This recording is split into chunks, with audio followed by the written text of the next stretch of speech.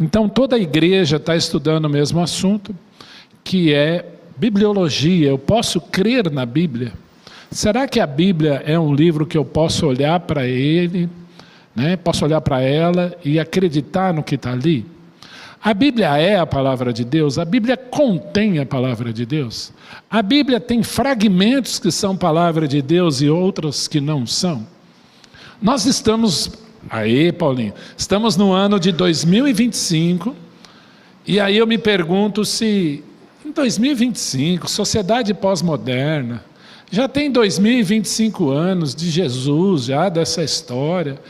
Será que nós não estamos perdendo tempo aqui, né? Olha o dia de sol que está lá fora. A gente podia fazer outra coisa, né? A humanidade está evoluindo, está dando o seu jeito nas coisas. Ou será que, afinal, eu posso crer na Bíblia? Então, esse é o assunto que nós vamos estudar ao longo desse ano. Nós escolhemos um versículo tema que eu gostaria que você memorizasse ao final do curso. Você vai ganhar uma estrelinha ou vai ganhar uma medalha, como nós fazemos, né? Quando você memorizar esse versículo que está lá em 2 Timóteo 3, 16 e 17. Vamos ler? Quem enxerga, lê. Quem não enxergar, pode olhar na sua Bíblia. E se você já memorizou, fale aí. Vamos lá? Toda escritura é inspirada por Deus e útil para o ensino, para a repreensão, para a correção, a fim de que o homem de Deus seja perfeito e perfeitamente habilitado para toda boa obra. A minha versão diz seja perfeito, é a versão que eu decorei, aqui está seja rápido, mas seja perfeito e perfeitamente habilitado para toda boa obra.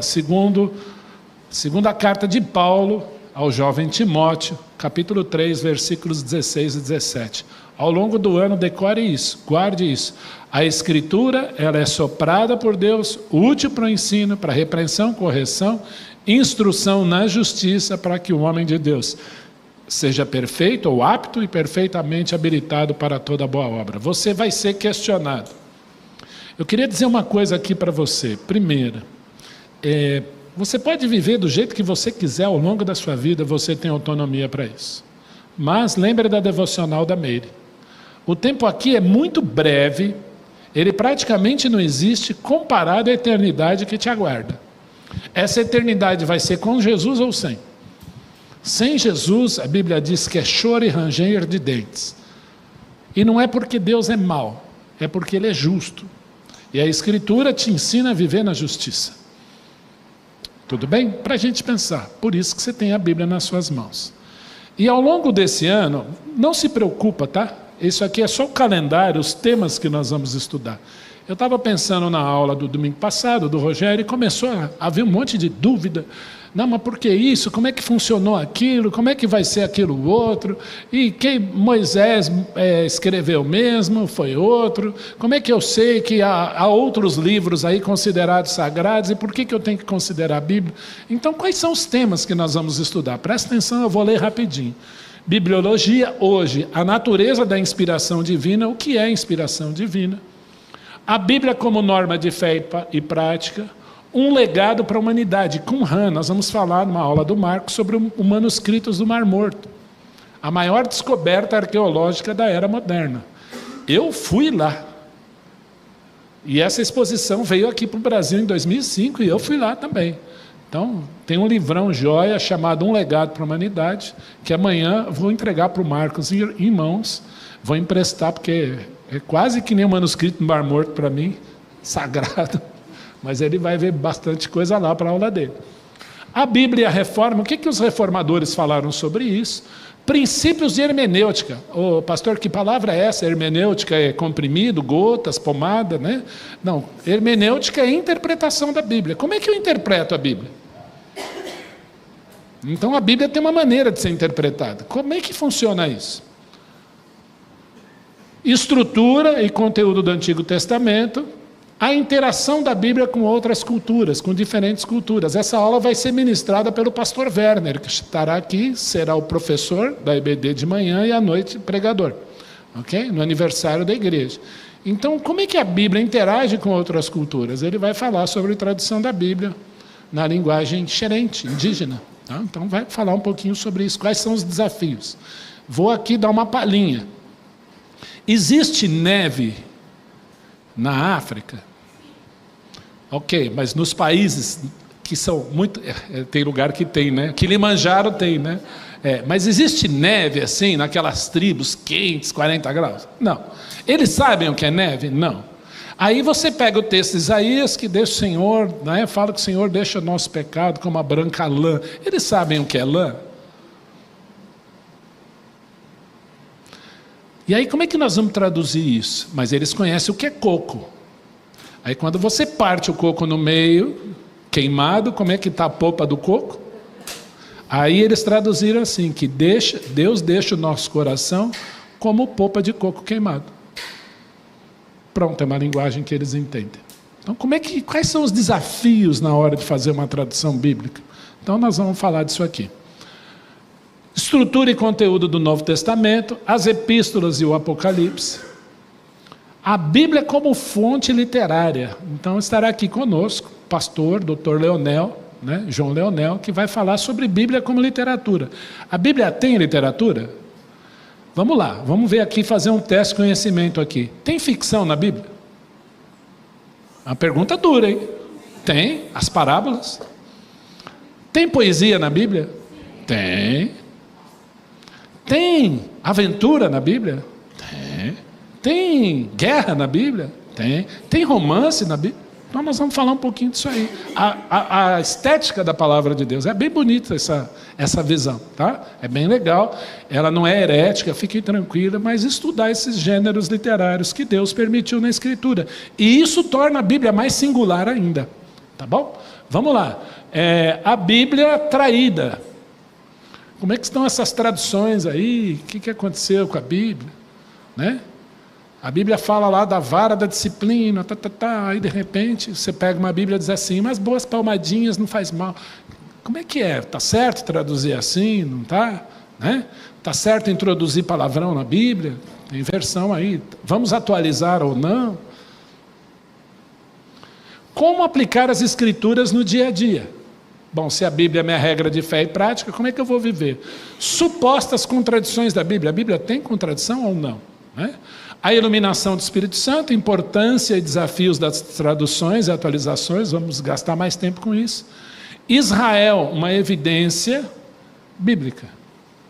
O que aquele lugar tão pequenininho implica na fidelidade da Escritura hoje, nos dias de hoje, ou ao longo da história? Nesse período aí nós vamos fazer uma visita ao Museu do Holocausto. E no primeiro semestre, agora em março, ao Museu da Bíblia lá em Barueri. O uso da Bíblia na vida da igreja, é importante ter Bíblia na igreja, como é que a gente usa?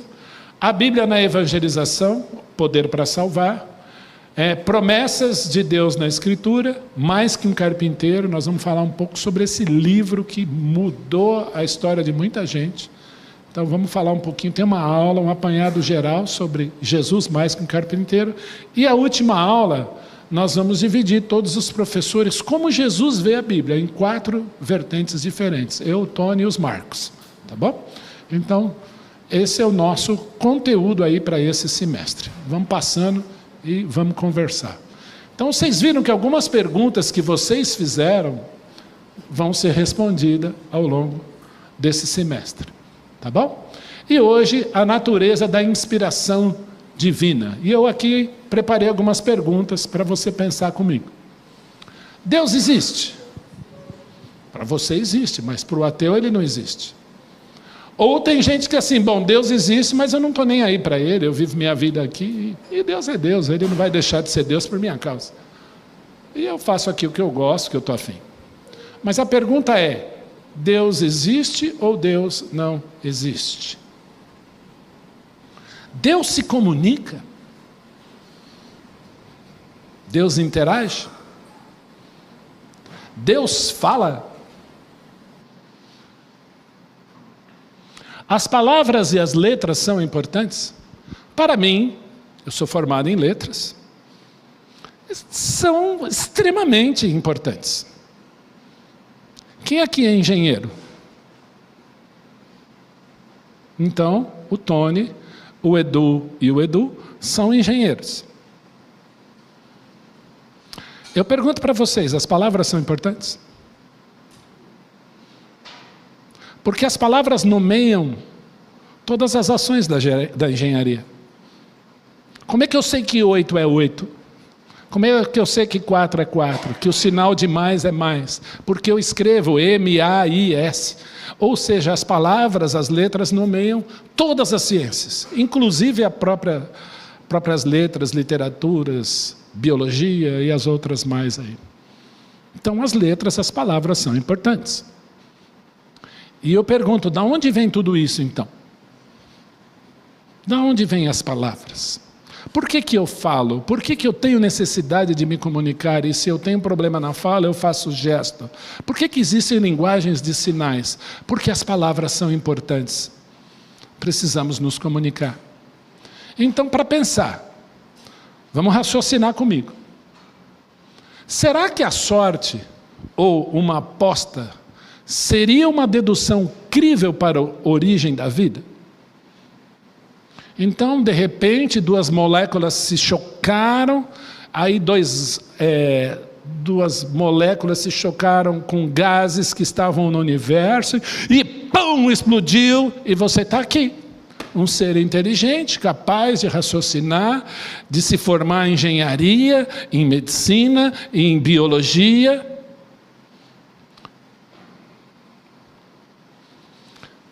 Nosso ar aqui começou a pingar. Eu não vou me meter onde eu não sei. Chamei o doutor Danilo, que já olhou a tubulação aqui e ali, porque são habilidades que Deus deu para ele e eu não tenho. E de onde vem isso? Será que é sorte, aposta? A origem da vida é alguma coisa que aconteceu e nós estamos aqui? Existe um doador da moral? Ou não? Existe alguém que falou isso é certo e isso é errado? O que vocês acham? Sim ou não? Quando eu leio o livro de Romanos, especialmente capítulo 1, nós vemos o conceito de ética no ser humano, como um todo. O que é certo, o que é errado. Deus imprimiu isso no coração dele, mas existe um doador da moral? Porque alguém pode dizer assim, matar 1 milhão de crianças não é errado. Vocês já ouviram falar em Adolf Hitler? Em Auschwitz foram 1 milhão de crianças. Quando você vai para lá, você vê as trancinhas na sala, numa tela de vidro. Eu fico pensando, é errado ou não é? É errado, a gente sabe que é, mas por quê? Quem definiu isso? Dostoiévski, tem gente que gosta do Fyodor Dostoiévski. Olha o que ele diz. Se Deus não existe, tudo é permissível. Permissível. Quer dizer, você pode fazer o que você quiser. Não tem moral. Olha o C.S. Lewis. Um pau torto só faz sentido à luz do conceito de retidão. Eu só sei que um pau está torto porque eu sei o que é reto. Deu para entender isso? Então existe um doador da moral? Então o que é o bem e o que é o mal? O que pode e o que não pode?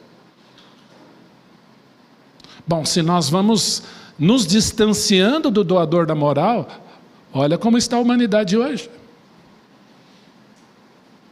Então vamos lá, raciocínio aqui. Se existem valores morais objetivos, Deus tem de existir, porque Ele é o doador da moral. Primeira verdade. Segunda, se existem valores morais objetivos, eu chego à conclusão que existe. No Brasil, por exemplo, existe algo chamado Constituição. Valores morais objetivos. Valores éticos objetivos. Logo, Deus existe. Alguma dúvida? Bom, e se Deus existe, eu pergunto, Ele quis se revelar? Ou não? Quis. Quem está com o microfone aí? Está passando? Paulinho? Está aqui, Marcão, lê para mim. Porque os atributos invisíveis de Deus, assim como o seu eterno poder, como também a sua própria divindade, claramente se reconhecem, desde o princípio do mundo, sendo perseguidos por meio das coisas que foram criadas. Tais homens são, por isso, indesculpáveis. Bom, vamos tentar entender isso aí. Em suma, o versículo está dizendo que a natureza reflete o Criador. Ou não? Pensa num lugar bonito. Eu quero ouvir algumas pessoas. Qual o lugar mais bonito que você visitou? Você falou assim: parabéns, Jesus, esse lugar é maravilhoso.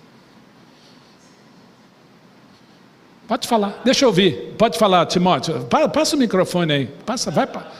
O Timóteo falou as cataratas do Iguaçu. Eu nunca fui, mas um dia eu vou. Aquele cântico Águas do Troade foi inspirado nas cataratas. É muito bonito. Quem mais? Gruta Azul, na ilha de Capri. Nossa, Dalva humilhou agora, hein? Itália. Que mais? Montanhas Rochosas. Quais? Em Washington? Buff.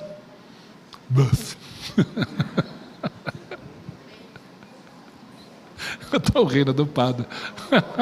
Vai lá, Luiz. Bonito, Mato Grosso, né? Do Sul.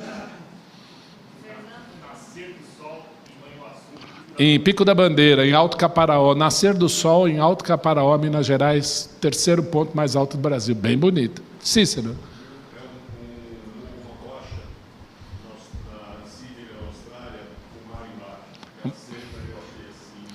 O Cícero está falando de uma... Eu estou repetindo o pessoal que está em casa. Uma rocha que ele viu na Austrália e o pôr do sol, né? No mar, né? Silvia. Pôr do sol no farol da Barra em Salvador. Bem bonito. Grand Canyon. Quem mais? Laura. Pôr do sol em Noronha. Quem mais? Espera aí, gente, por favor.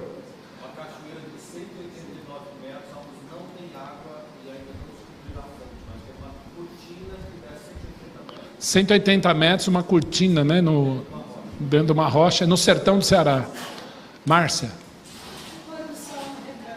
Pôr do sol no recanto, presbiteriano. Reverendo Pércio. O que mais? Pode falar, gente. Um lugar que você viu, você fala, isso é bonito demais. Vulcão no Chile. Aurora Boreal. Mirante de Muriaé. É bonito ali mesmo. Você vê todo Minas Gerais assim. É bonito. É. Marcão, fala um que você gosta, que marcou você. Uma coisa que você conhece bem é aquela vista lá do sítio. A vista do sítio lá do seu sítio lá do seu Pimentel. Arco-íris, dona Cleide. Ou seja, a natureza reflete o Criador. Quantos lugares você já não foi, que você lembra, e você pensou, que coisa bonita, que coisa linda. Bom, e como ele criou tudo isso? Está aqui em hebraico, eu pus para você, tá? Você lê daqui para cá, tá? Daqui para cá. De cá para cá. Está aí assim, ó, Bereshit bara Elohim et hashamayim ve'et haaretz. Essa palavrinha aqui, ó, bem reto, aqui é Elohim, é Deus. Tá?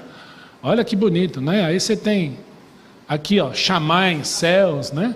No princípio Deus criou os céus e a terra. Oi, Silvia? Bereshit quer dizer no princípio, bara, do nada trazer a existência, Elohim, Deus, et hashamayim ve'et haaretz. No princípio Deus criou os céus e a terra. Tá bom? Bom. E aí você tem essa expressão que aparece em Gênesis 1.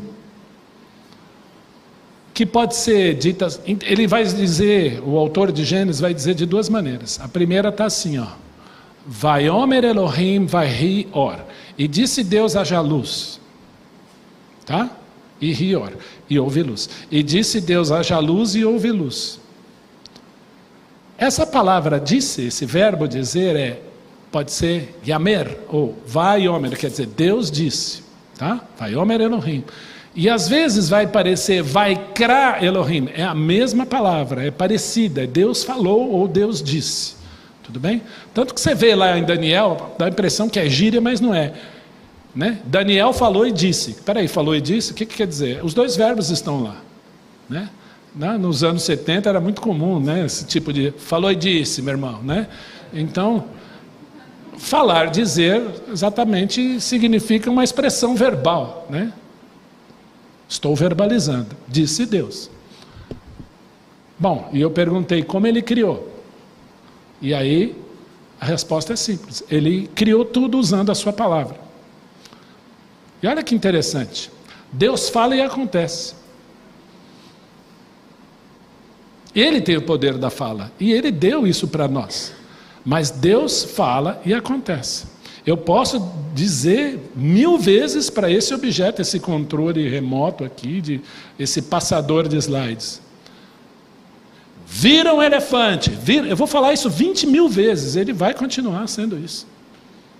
Agora Deus não, quando Ele fala, acontece.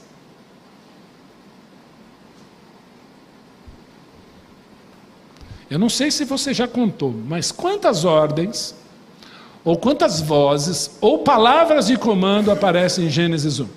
Alguém já contou? Então vai lá. Deus disse, haja isso, e aconteceu. Povoem-se a terra de animais, e aconteceu. E haja separação, isso. Que haja luzeiros no céu. Deus não vai falando? Você já leu Gênesis 1. Quantas vozes de comando? Você já parou para contar? Vamos lá, quem quer estar? 7? Opa, Reg! Eu coloquei cerca de, porque dependendo da versão da Bíblia pode ser diferente. Mas você tem em Gênesis 1, 55, cerca de, eu vou arredondar, 55 vaiomer ou vaikra Elohim, vozes de comando. E Deus disse, tá, aconteceu, e Deus disse, haja isso, haja aquilo, separa isso daqui, haja porção seca. E Ele chama de mares, Ele está nomeando, Ele está falando, 55 vozes de comando em Gênesis 1. E aí eu te pergunto, será que Deus quis se revelar, a sua voz, a sua palavra é importante ou não? Quem é o homem para dizer que Deus não fala? Ele fala, Ele criou falando. Esse é o sentido de bará, trazer a existência do nada pela sua palavra. E a primeira vez que Deus vai usar as suas mãos para fazer alguma coisa, nós vamos ver daqui a pouquinho, só no capítulo 2 de Gênesis. E se esse Deus que falou, que deu as 55 vozes de comando, quis se revelar às suas criaturas, aos seus filhos, aos seus servos? Como Deus formou ao homem? Lembra? Como é que diz lá Gênesis 2? Alguém lê para mim? Quem está com o microfone? Só lê. Ou passa para alguém, se você já leu. Então formou o Senhor Deus ao homem do pó da terra e lhe soprou nas narinas o fôlego de vida. E o homem passou a ser alma vivente. Em Gênesis 1, 16 e 17, fala que, 26 e 27, diz que Deus criou o homem à sua... O que é imagem? Eu vou apelar para os engenheiros universitários, os Eduardos e o Antônio.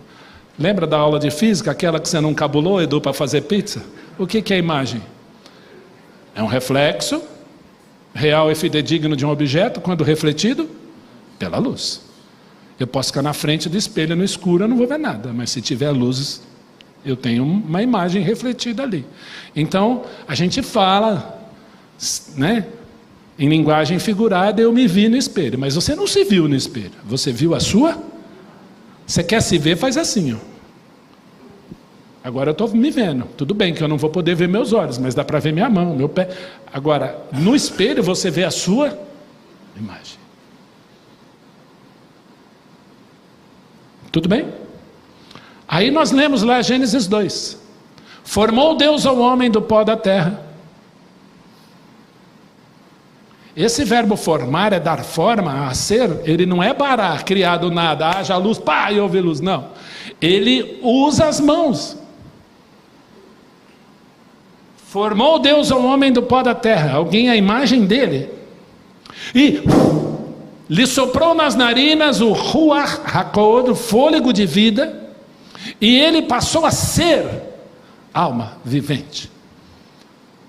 Nós vemos aqui a trindade, a triunidade de Deus nesse evento aqui. Deus forma um corpo, sopra nas narinas desse corpo o seu espírito e o homem passa a ser alma. Tudo é três pontos para fazer um plano. Os tempos verbais, passado, presente e futuro, um não vive sem o outro. Os estados da água, sólido, líquido e gasoso. Enfim. E nós vemos essa triunidade refletida na criação, mas também na formação do homem. Deus faz um corpo, sopra o seu espírito e o homem passa a ser alma. Assim como ele é uma triunidade, você é uma trindade. Ah, mas espírito e alma é a mesma coisa. Eu digo que não, embora sejam inseparáveis.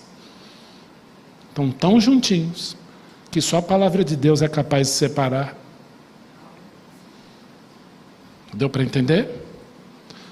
Reflexo de um Criador. E Deus sopra nas narinas o fôlego de vida e ele passa a ser homem. Bom, se essa imagem é reflexo de um Criador, quem está do lado de cá? Quem é o objeto físico que está do lado de cá? Por que Jesus é chamado de o último Adão? Por que a Bíblia diz que Jesus é a imagem do Deus invisível, a primazia de toda a criação, e sem ele nada do que foi feito se fez? A vida estava nele, a vida era a luz dos homens. Quem criou Adão? O Messias, Jesus, o Salvador, aquele que se faria o homem um dia. E ele usa como protótipo para criar Adão ele mesmo.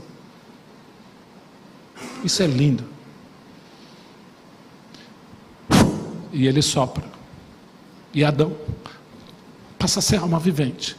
O que é alma? Emoção, volição, decisão, sentimento, emoção, tudo isso aí. Deus falou com ele? Deus fala com Adão ou não? Falou.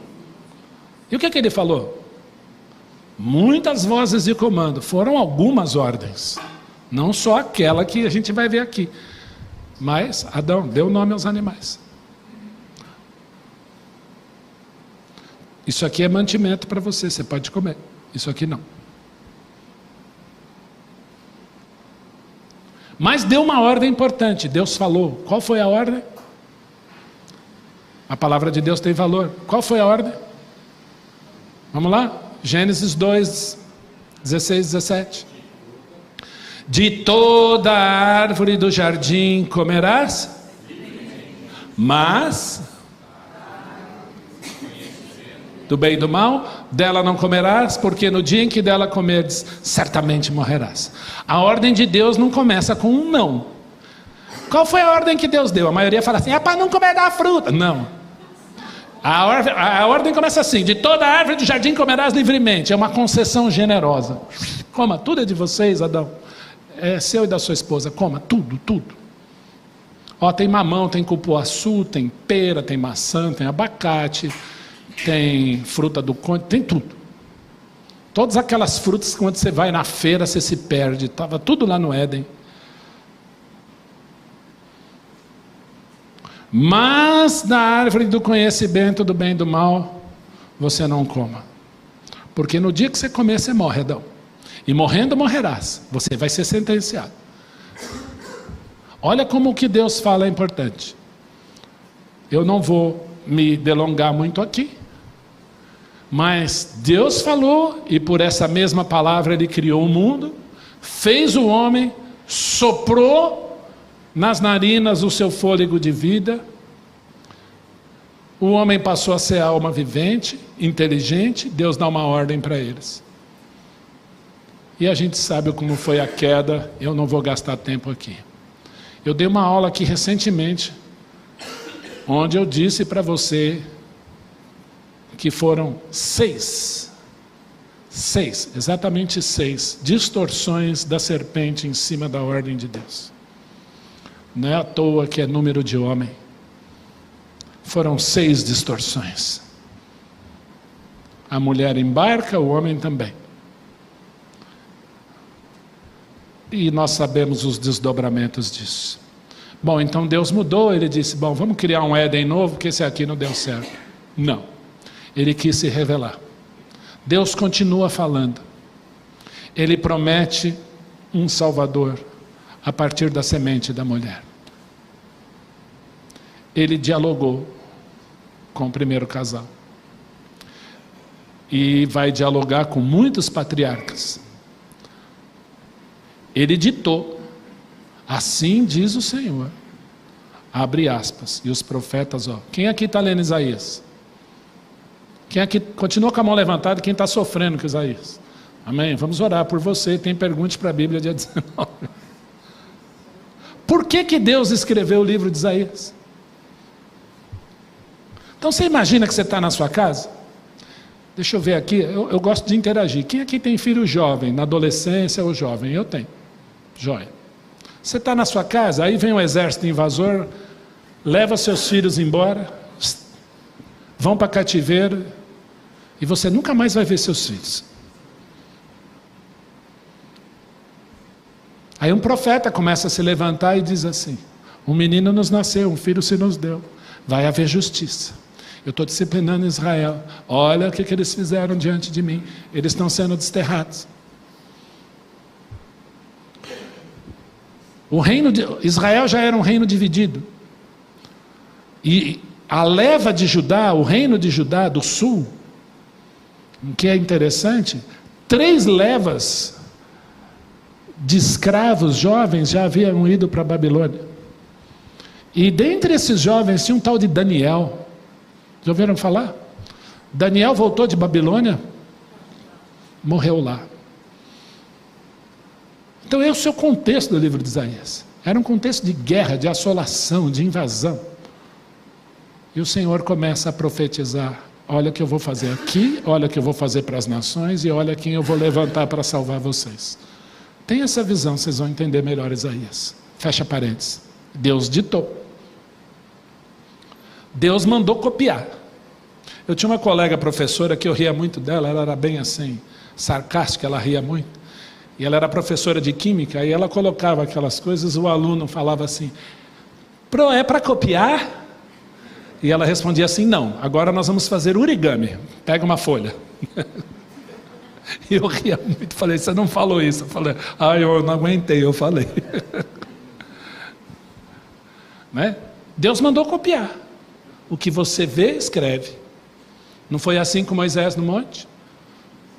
O que você vê, escreve. Não foi assim em Apocalipse? O que vês, escreve em livros, João. Deus inspirou. Theopneumatos.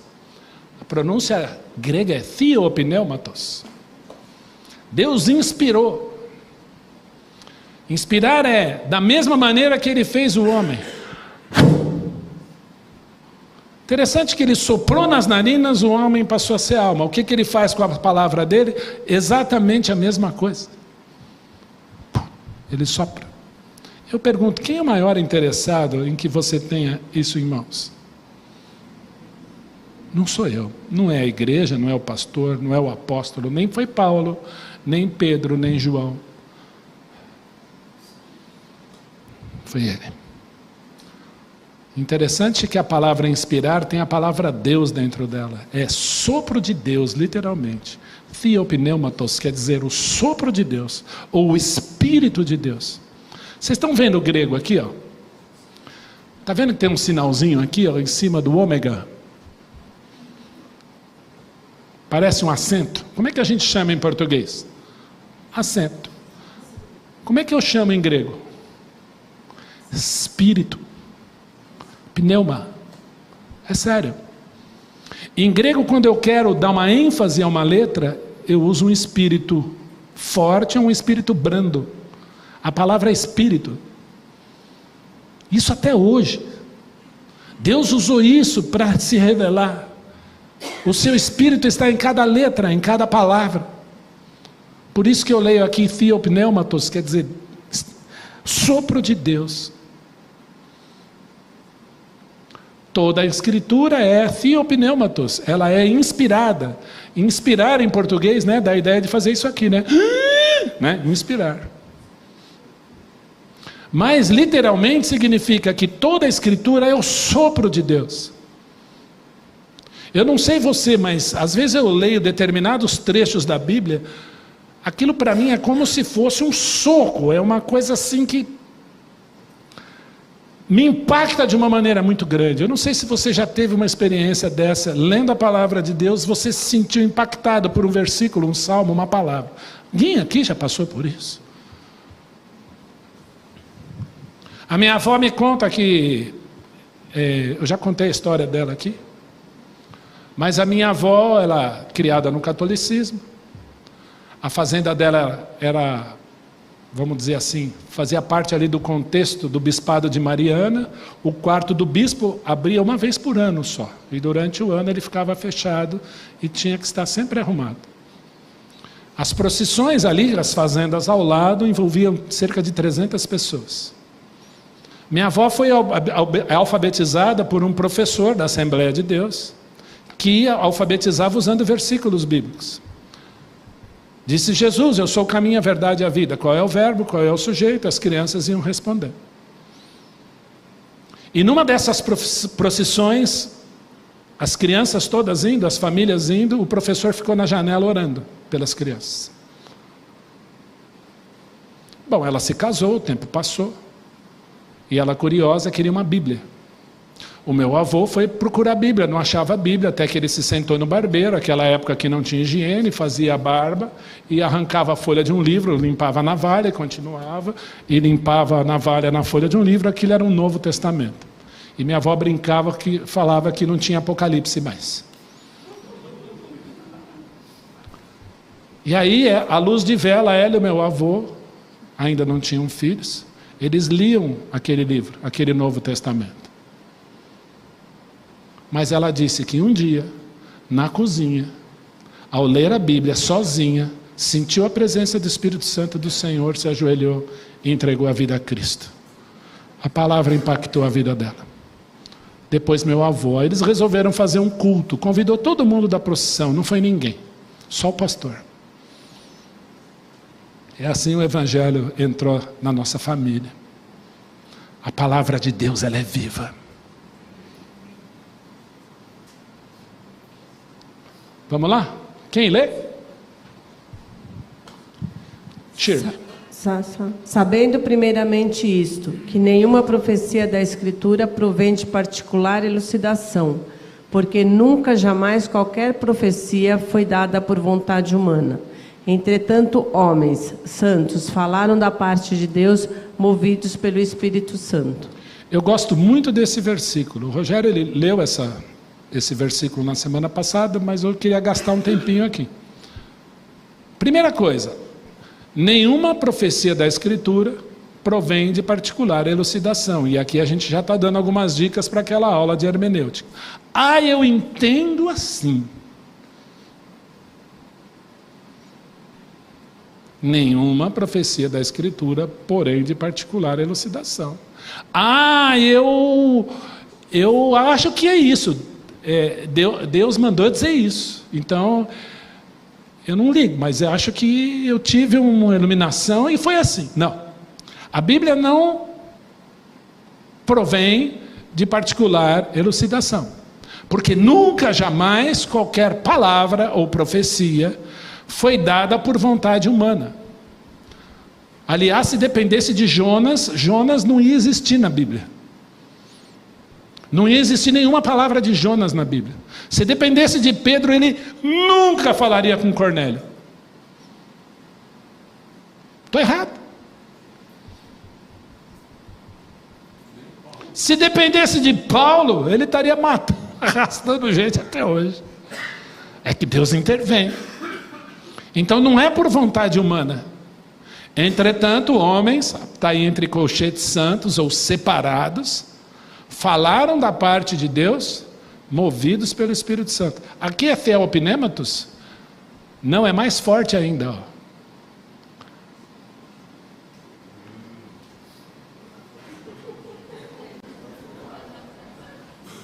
Therophenoi. Sabe o que isso quer dizer? Literalmente, carregado por Deus. Não é só inspirado o sopro, agora ele faz isso. Ele conduz a revelação. É sério isso. Eu botei as duas palavras aí, ó.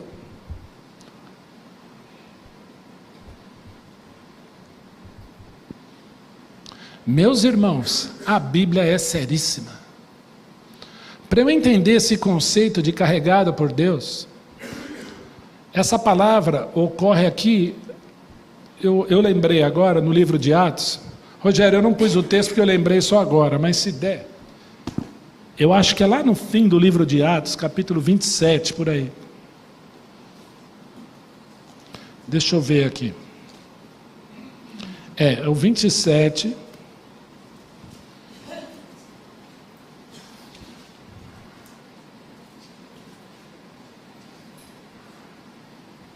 Deixa eu só ver o versículo aqui.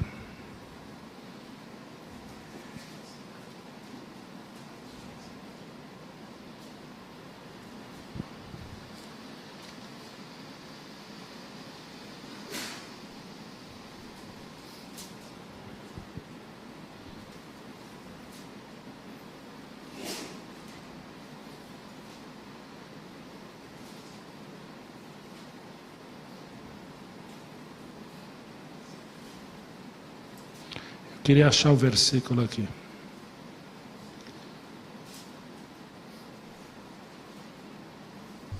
É Atos 27, versículo 15.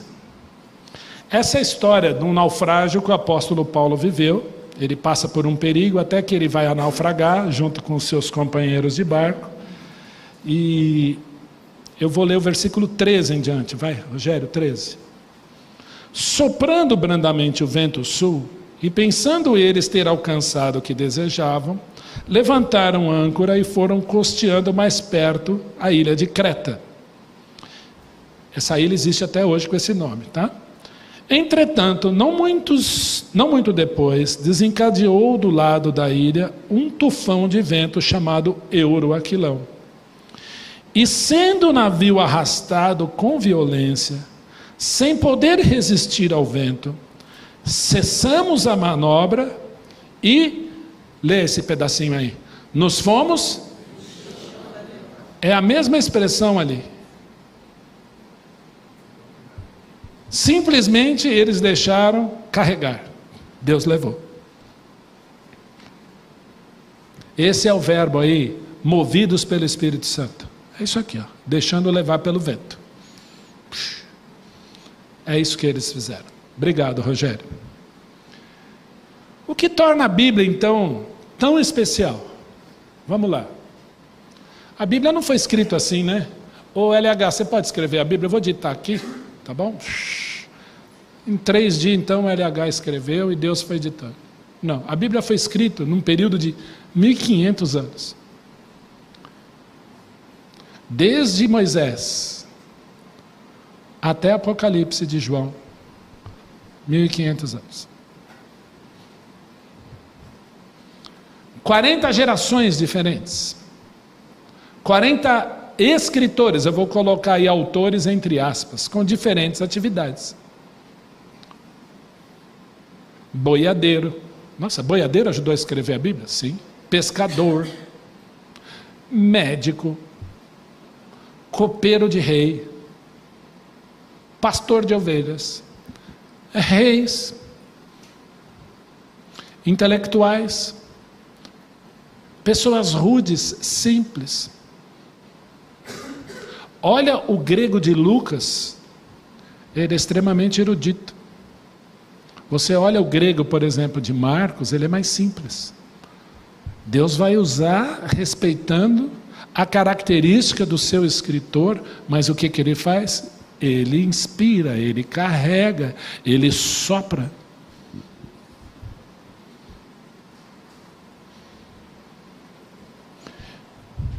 Em diferentes condições. Isaías escreveu em tempo de quê? Guerra, calamidade, assolação, invasão, desterramento, escravidão, e por aí vai. Salomão, num tempo glorioso de expansão territorial, país próspero, tudo bem, as naus de Salomão prosperando, trazendo ouro, e aí vale uma provocadinha. Salomão tinha parceria com o rei Hirão de Tiro, fenício. As naus de Tiro chegaram até aqui, onde você está hoje, Brasil. Dá uma olhadinha na Pedra do Ingá, na Paraíba, ou na Pedra da Gávea, no Rio de Janeiro. Tem inscrições fenícias lá. O que eles vieram fazer aqui? Interessante que Salomão ostentava alguns animais que não existiam lá. E ouro, muito ouro. Há lendas sobre o rei Salomão nas comunidades indígenas na foz do rio Solimões. De onde vieram essas informações? E nesses dias Salomão escreveu.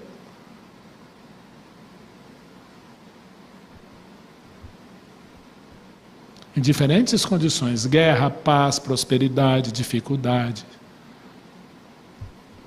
Em diferentes circunstâncias. Em 3 idiomas, hebraico, aramaico e grego. Nós vamos falar disso com mais detalhes mais para frente. A revelação bíblica, ela foi verbal, porque Deus fala. Ela foi divina, porque provém dele, ou plenária ou plena, quer dizer, ela foi completamente feita assim. O sopro de Deus. Eu fico me coçando, porque dá vontade de adiantar e eu não posso entrar na aula dos irmãos.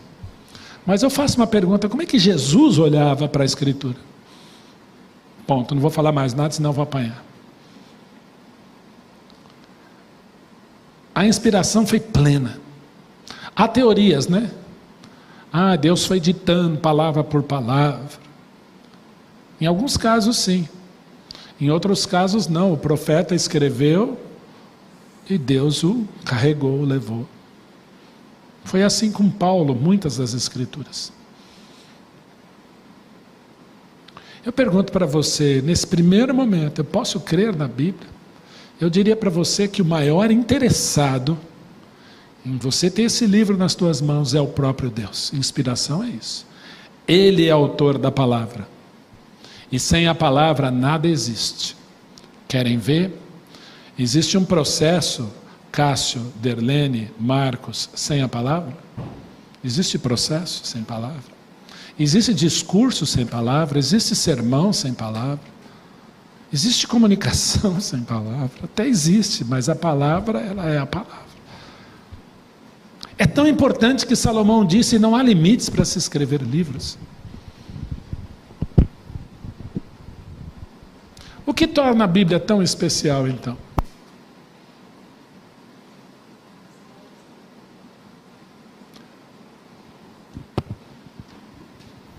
O que torna a Bíblia tão especial? Dalva. O autor. Ele é o maior interessado. Amém? Amém. O parlamento está aberto para perguntas. Eu deixei para o fim, então eu tenho uns 10 minutinhos para quem quiser perguntar, falar alguma coisa. Luiz, aqui, Luiz. Pergunta, tá, gente? Para pergunta. Vamos lá, Luiz. Como que os homens organizaram esses livros? Porque você vai ter uma aula sobre isso. Eu imagino que deva ter tido muitas forças, né, de falsas religiões para tentar incluir alguns livros aí, mudar algumas coisas. Tá. Nós vamos ter uma aula sobre isso, Luiz, mas obviamente não vou deixar você sem resposta. O Antigo Testamento, os sábios judeus, eles organizavam. Eles guardavam os livros. Então você pode ver que Neemias, eu citei semana passada na devocional, Esdras, né? Ele lê, Neemias explica e o povo chora. Então eles tinham os livros ali. Mas vale a pena a gente voltar um pouquinho na história, como Deus usa até o ímpio. Existia um grande conquistador chamado Alexandre o Grande, grego. O que ele faz? Ele sai dominando, e de forma muito rápida. Quando ele chega na terra de Israel, ele se impressiona. Tanto que Alexandre o Grande vai chamar os hebreus de nação filosófica. Lembra que toda a filosofia grega ela é muito forte, né? Esse conceito de um estar falando e vocês sentados aqui, esse é o conceito aristotélico de escola, de sinagogue. A palavra sinagoga, Luiz, ela vem do grego. Os judeus incorporaram isso. E por quê? Alexandre falou assim: eu quero todos os documentos de vocês na minha língua, eu quero entender. Daí surge a versão Septuaginta da Bíblia e outros escritos hebraicos que ele tinha acesso. Então ele permite, né, a religião, e ele diz: só que vocês vão se reunir no sinagogue, que significa literalmente sentado ao chão, enquanto um fala. É o conceito aristotélico deles. E esses livros eles eram organizados, guardados. Quem fazia isso? Era o chefe da sinagoga. Você deve ter ouvido falar no tal de Jairo, que a filhinha ficou doente. Ele era chefe de sinagoga em Nazaré. Ele era responsável por guardar aqueles livros ali, de todos os profetas. Mas nós vemos o mover de Deus também nisso. Bom, e o Novo Testamento? Aí é uma outra história, mas a gente chega lá. Mas é importante você ver, eu, Paulo, como é que termina Romanos? Eu, Paulo, sou eu mesmo. Eu, Tércio, que redigi essa escritura, vos saúdo. Por quê? Precisava haver uma chancela. O livro de Apocalipse de João é o livro que a gente aceita, né? E há alguns critérios para isso, mas houve muitos apocalipses também, falsos. Fake news é uma coisa antiga. Agora, qual é o critério para saber qual livro é aceito ou não? Tem vários. O seu autor, a correlação, porque foram 1500 anos. Daniel vai citar Jeremias. Eles se conheceram? Ele fala: examinei o profeta Jeremias. Jesus cita Isaías. Jesus cita Salmos, Provérbios, Eclesiastes. Eu não vou falar muito, mas tem um critério. Próximo. Fábio. Ah, está passando o microfone, então é a Elô. É sua esposa, viu, Fábio? Trata bem, hein?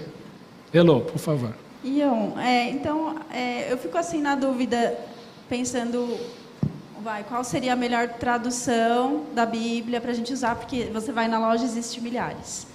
Aí eu penso, então é mais fácil estudar hebraico, grego, aramaico, para ir o mais próximo possível. Se você puder, seria uma bênção na sua vida, irmã. Mas, né, o que é importante? João Ferreira de Almeida apanha muito até hoje. Mas se tem uma pessoa que eu respeito, primeiro que eu sou tradutor de formação, é ele. Porque o que esse irmão fez não é para qualquer um. A tradução de João 1:1 em português foi espetacular para mim. Porque se ele usasse a palavra como o Mato Soares fez, por exemplo, seria um problema. Principalmente nos dias de hoje. Então ele usa verbo, porque a palavra é masculina, em grego é masculino. Não sei se você está entendendo. Então ele fez um trabalho acurado. O problema, Elô, é que é assim. Eu vou citar o Otávio Paz, que é um ensaísta mexicano. Ele disse: quando uma sociedade se corrompe, a primeira gangrena é a linguística. O povo está, eu vou botar entre aspas, emburrecendo. Nós não lemos. Então as atualizações da Bíblia, para mim, elas são perigosas, se não houver um critério. Qual é o papel do tradutor? Eu já fiz algumas traduções. Você pega uma obra em inglês, que é a maioria que eu fiz em inglês, e você vai sem corromper aquilo que o autor quis dizer. E se há alguma palavra que não existe na minha língua, puxa uma notinha de rodapé e explica. Na Bíblia você tem isso. Por quê? Eu preciso ser o mais fiel possível ao que o escritor quis dizer. Eu li um livro uma vez, de um escritor chamado Dave Hunt, o tradutor puxou uma nota de rodapé e deu uma opinião teológica. O que ele fez é antiético. Ele não pode. O tradutor, ele puxa uma nota de rodapé para explicar um vocábulo que ele talvez tenha dúvida ou não existe na língua. Por exemplo, saudade. É típico do português. Como é que eu vou passar isso para o inglês? Fazendo uma versão do português para o inglês. I miss you. Aí vai depender do contexto. Como é que eu vou fazer isso? No inglês você fala, eu sinto falta de. Em português você tem uma palavra pronta para isso, saudade. E aí você vê lá Jó dizendo, de saudade desfalece o meu coração, tal, dentro em mim. Então, Elô, é assim, eu gosto das linguagens mais eruditas. A minha Bíblia é de 69, e eu não abro mão dela. É uma versão mais erudita. Tem traduções atualizadas boas? Tem. Mas, quando você for fazer um estudo, vamos dizer, Elô, você fala para as mulheres no próximo sábado. Thaís, se você estiver me ouvindo, fica a dica. Shirley, né? Fala para as mães. Tá? Então, convidou Elô. Pega 2, 3 versões da Bíblia diferentes e olha. Você tem sites na internet que te levam para o grego. Bíblia interlinear, é bom. Aí ele pega um vocábulo, você clica lá no vocábulo, você fala inglês, que eu sei. Tem todas as possibilidades daquele vocábulo. Então tem muita ferramenta legal, depois eu passo para você. Por quê? A gente não quer ser enganado, gente. Né? Tem que tomar cuidado sim com as traduções. Algumas eu não gosto, não vou dizer o nome delas. Mas eu tenho uma Almeida, revista atualizada de 69. Porque textos foram mudados nas traduções e algumas... Gente, eu tenho dificuldade até com hino atualizado, imagina com a Bíblia. Está sendo gravado? Agora já foi. Ion, para as crianças, né? Às vezes a gente vê algumas versões que às vezes preocupa a gente. Sua pergunta é muito legal, continua. Então, eu queria saber qual que seria assim, a melhor versão aí para as nossas crianças, né? Porque hoje você tem Bíblia que tem desenho animado, sabe? Tem coisas, enfim, que às vezes fazem para atrair a atenção das crianças, mas a gente não sabe até que ponto que isso é bom para elas, né? Rogério, faz um favor para mim. Neemias 8.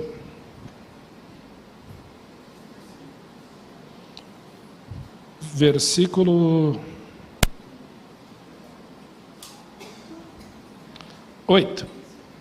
Fábio, você está com o microfone, eu vou pedir para você ler. Deixa eu chegar mais perto. Quer ficar aqui perto do tio para enxergar? Leram no livro, na lei de Deus, claramente dando explicações, de maneira que entendesse o que se lia. Explica para ele. Papai leu, o que a Bíblia está dizendo é isso. Continua.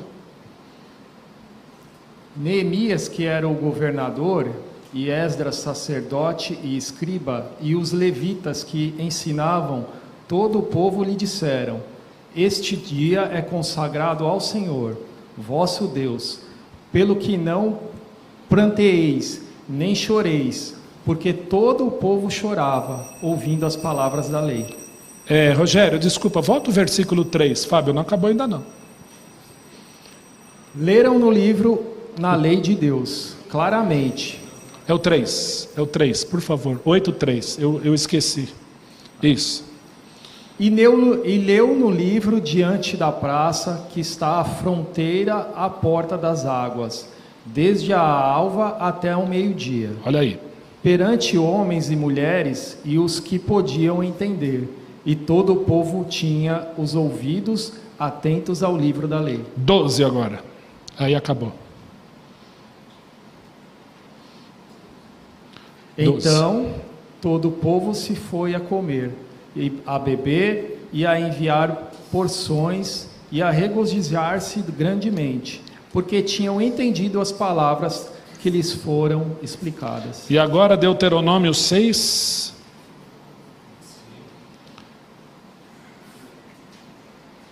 Versículo 4. Até o 7. Ouve, Israel, o Senhor, nosso Deus, é o único Senhor. Amarás, pois, o Senhor teu Deus de todo o teu coração, de toda a tua alma e de toda a tua força. Estas palavras que hoje te ordeno estarão no teu coração. Olha agora o 7. Tu as inculcarás a teus filhos, e delas falarás assentado em tua casa, e andando pelo caminho, e ao deitar-te e ao levantar-te. Eu vou falar aqui porque eles não estão aqui. Meus filhos não são mais bebês, mas eu amo quando eles vão para minha cama orar. E a gente faz isso com certa frequência ainda. Já foi muito mais frequente porque eles estão grandes. Mas quando dá, os 4 sentam lá e oram. Está aí. Ao deitar, ao levantar e pelo caminho. Eles são pequenininhos, ensina a palavra. Pai, o que é concupiscência? Explica para ele. Tem palavras que são difíceis na Bíblia. Mas eu prefiro, trazer a pessoa para o padrão alto do que levar para o... Entendeu? Claro que para criança é diferente, né? Para criança a gente tem que ensinar, a gente tem que gastar tempo. A gente tem que fazer essa pedagogia de caminhar com ele, ao deitar, ao levantar, né? Ensinar a música desde criança. Nós temos tantos exemplos aqui. E a gente vê o cuidado do Senhor, porque eles entendem, você sabe. Júnior, depois a Ana. Eu não sei se o Timóteo levantou a mão também. Peraí, microfone. Só uma coisa rápida. Essa semana eu vi um negócio no Instagram lá de uma amiga nossa, e eu não sou muito... Eu fui lá mexer, eu gosto de ver receita, né? Aí eu fui ver ela passando a filhinha dela, 3 anos. E ela cantando uma musiquinha assim, tal. E aí ela falou, ela falava assim, começou a falar de Jesus para a filha, e aí a filha começou, 3 aninhos, viva! Aí a Elô falava assim, aleluia! Aí a menininha, viva! Aí ela falou, fala aleluia! Ela olhou para a mãe, viva!